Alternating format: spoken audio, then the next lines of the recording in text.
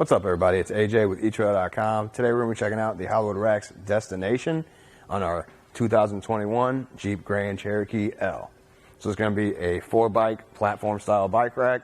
So the bike's going to sit here in the cradles and be held by the frame. So right now you have these cradles that can move up and down and spin around. So let me move the strap out of the way to show that. So that way it can adjust to a bunch of different style frames on bikes, which is good because this is a 4-bike rack. So you're going to have it filled up with probably road bikes or mountain bikes or alternative frame bikes or kids bikes. It works with all of those. Anything, as long as it's 35 pounds, is going to work here in these cradles on the setup. The only thing I wouldn't recommend is a carbon fiber bike just because it makes frame contact. You don't want to dent or scratch that frame on that carbon fiber bike. So it being held here at the frame and then down by the tires here in the cradles too. You have these straps pulling down with the padding to help hold it in place. That way it holds it really nice and tight. You can see I can shake the bike on the rack and it doesn't move a whole lot, which is good because you're going to have 4 of these on there and you don't want them moving at all or clanging into each other. The other thing I would mention is the whole bike rack itself is pretty sturdy. I can shake it here at the end. And yeah, it's moving, but I'm using a lot of force to move it back and forth. So, you know, when you're driving down the road, it's not going to be shaking like that. And that's good because, again, 4 bikes, it's going to get a little heavy for it. And you want to make sure they're on there nice and secure so you don't have to worry about it with this rack. So now we can go ahead and remove the bike and get it out of the way. So what I'm going to do is do the wheel straps first. So you just push in on this latch and then remove the strap. Pretty easy. Make sure you do these first, so that it's still holding it by the frame so the bike doesn't fall down. So now remove that and come up here, put one hand on the bike, the other one push that lever and let the strap loosen.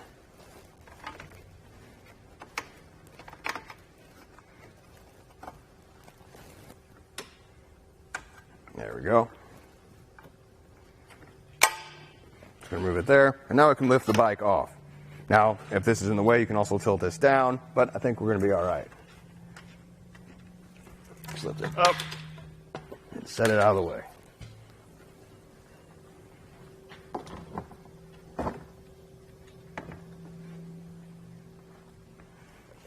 Come back and replace the straps just to keep it neat looking.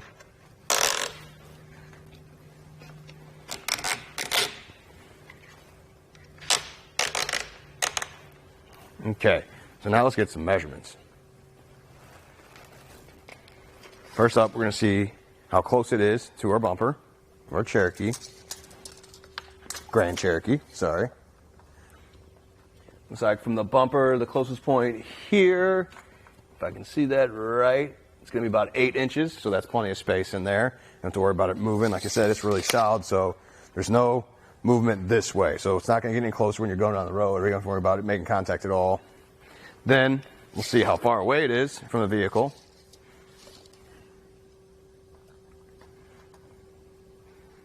Looks like to the furthest out point, it's going to be about, let's say, 42.5 inches sticks out.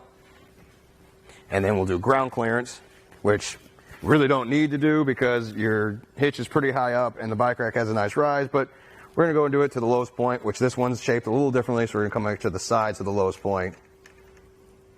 Looks like it's right at 28 inches. So we usually warn everybody to watch out for steep hills and driveways, but again, yours is pretty high off the ground. You're probably not going to worry about that.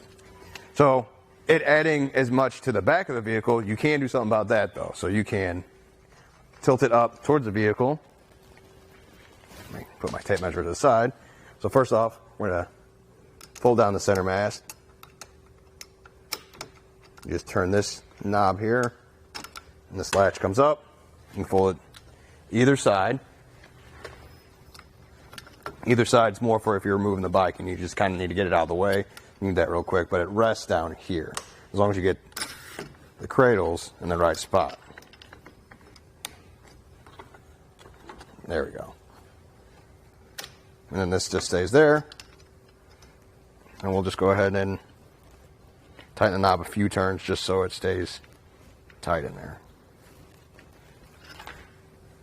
And then something we like to do is run the strap through and around the center mass just to hold it in the same spot. There, now it can't go anywhere. So then we'll come up here to the front, pull the clip on this side, and loosen this knob. So with that removed, I can tilt it up towards the vehicle.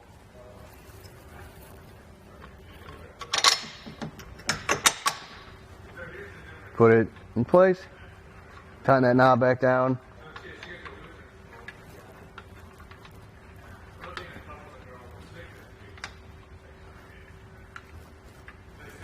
And now I'm going to replace that clip, put it back into place. Now, let's get some measurements. Let's get that measurement one more time on how far away it is from the bumper. Got 16 inches now, so that's quite a bit less. So just remember it's back there, so though when you're backing up and stuff, if you know, tight spots or even in your garage, you want to remember it's back there. And then we can do how close it is to your bumper. So it looks like the closest point would be right about there. If I can see around it. Let's try this again. So 8.5 inches of space there. So plenty. Again, even here, there's not a lot of movement. It's not going to get any closer to the back of your Jeep, so you don't have to worry about it. So now let's go down and look at the hitch. It fits 2-inch by 2-inch hitches. It's got an anti-rattle bolt in here that really takes out that shake and play. You see, there's no movement here in the hitch, which is good. That means it's not going to transfer the bikes that are on there. It also is a locking anti-rattle hitch pin, so there's a lock on this side. So that means you can lock it up, and that way nobody can mess with the rack when you're not around. I also suggest the e-trailer hitch alignment tool. It'll go on the shank here as a collar, and you'll tighten it down. That way when you go to lift this up and put it in every time, it's going to hit that collar and align that hitch pin on the first try every time. Might not sound like something that's that big a deal, but the more you take out the bike rack and put it back in, you'll have to adjust it to try and get that hole just right. I'd rather just lift it, put it in there, hit that collar, get that anti-rattle hitch pin in, and then hit the road. It makes it much easier.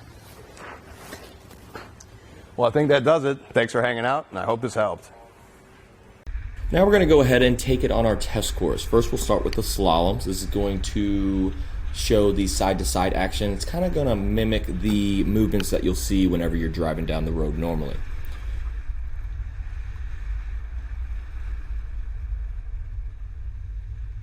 Now we'll have the alternating speed bumps. This is going to be more so like the uneven roads and some of that uneven terrain you might be traveling on, and see how it holds up.